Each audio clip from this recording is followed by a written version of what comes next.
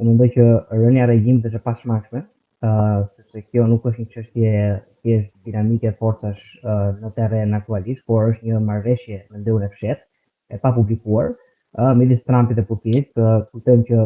dy udhëheqësit në një farë mënyrë janë në sinkron me njëri tjetrin kur vjen puna tek çfarë do të jetë ardhmja ose si do të jetë ardhmja e rendit botror, nga ky rendi liberal demokrat universalist i cilin ne kemi jetuar për 5 dekada, në një rend më sovranist dhe më rajonalist, sipas të cilit Shtetet e Bashkuara të Amerikës dominon hemisferën perëndimore, nëpërmjet Izraelit dhe aleatëve të tjerë sunit në lidhjen e mesme kontrollon lidhjen e mesme, dhe kjo kuptohet vjen me disa lëshime nga ana amerikanëve, ku përfshihet sigurisht fitimi i luftës Ukrainës nga ana Rusisë. Rusia ruan bazat e vet në Afrikë dhe kuptohet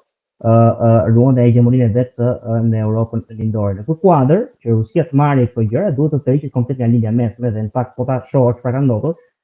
Kjo është në fakt realiteti i vitit të fundit gjatë kësaj administrate, ku pak një muaj përpara se administrata Trump merrte pushtetin, nisi më një herë revolta në Siri, Bashar al-Assad ishte presidenti i Sirisë pas 40 sa vitesh dominim kuptohet i mbrojtur nga rusët në mënyrë shumë fuqishme dhe vajti dhe u strehuan në Rusi, dhe unë mendoj që i njëjti skenar do të ndodhë me regjimin e ajatollave. Pra ai që dua të them, Big Bear, është që kjo në fakt nuk është çështje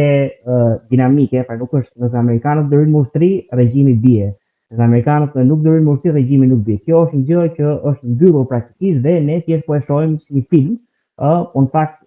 skenari që unë mendoj me shumë gjasa do të jetë ai që do të ndodhë është një rënje e regjimit, rikthimi i shahut në Iran. Kuptohet mund të ketë dhe pak vakum fuqie dhe kjo mbetet për të parë, por regjimi i ajatollave do të rikthehet do të marrë strehim politik në Rusi. Ky është thjesht mendimi im. Por me atë që ju më thatë pak më lart, duket se zonat e influencës janë darë dhe nëse Rusia tërhiqet edhe bie regjimi në lindjen e mesme, i bie që hapet rruga ndoshta Izraelit mas rrezikohet Turqia këtu?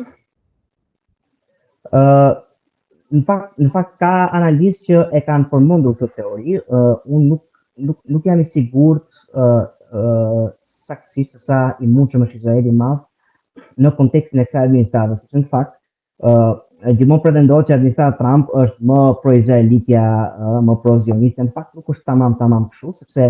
ne kemi parë presidenti Trump të kritikoi Netanyahu në momentin kur Izraeli bombardoi Katarin. Ai kishte bërë një telefonatë fort Netanyahu duke thënë mos guxon do ta bësh këtë gjë, dhe në fakt Netanyahu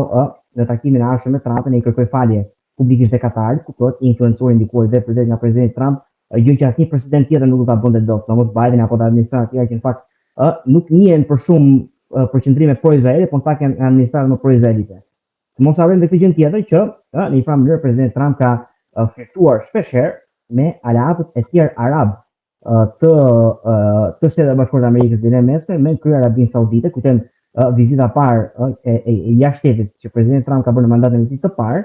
ka qenë në Arabinë Saudite. Po ashtu mos ka bërë një vizitave të para, mos të para edhe në mandatin e dytë e huaj, pra vizitë jashtëvendit, ka qenë në Arabinë Saudite. Erdhi Mohammed bin Salmani, që është princi i kurorë saudite, erdhi në Shtetet e Bashkuara të Amerikës, u takua në shtëpinë e bardhë me presidentin Trump dhe premtoi mbi $500 miliardë investime saudite në Shtetet e Bashkuara të Amerikës, por mos folur pastaj për marrëdhënie shumë të mira që Trumpi ka qoftë me Katarin, qoftë me vendet e tjera gjiri, dhe sigurisht për samitin e paqes në Doha, ku mblodhen gjithë vendet arabe, edhe Turqia po ashtu, për të gjetur një zgjidhje për çështjen palestineze. Pra, unë mendoj që Trump po kërkon ta në një farë mënyrë demonopolizoj politikën e jashtme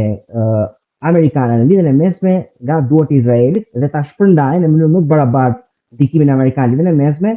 midis Izraelit dhe fuqive të tjera arabe që janë vende pro-amerikane në atë zonë. Kështu që në këtë kuadër nuk mendoj që Izraeli i madh është i mundshëm. Një gjë të vogël fare që do të them përpara se ta mbyll të përgjigjen, duhet të jemi edhe pak të qartë si e përkufizojmë Izraelin e madh. Ka dalë një foto në fakt e Izraelit biblik, dhe në fakt ka ushtarët e IDF-it që kanë tash turun dhe kanë thënë po. Ai është një Izrael i pamundur që administrata Trump nuk ka për ta lejuar kurrë, dhe në fakt asnjë administratë amerikane, ndërkohë që Izraeli më i madh në kontekstin aktual është Izraeli që përfshin të gjithë territoret palestineze. Absorbon Gazën, absorbon bregun perëndimor, mban lartësitë e Golanit që njihen nga OKB si pjesë e Sirisë dhe kjo një zonë buffer, një zonë tampon, duke pushtuar disa fshatra në jugun e Libanit. Për të ardhur më konkretisht këtu tek ne, tek krahu lindor që ju thatë që Trumpi edhe Putini e ndan hartën, rrezikohemi ne apo Ballkani nuk besoj se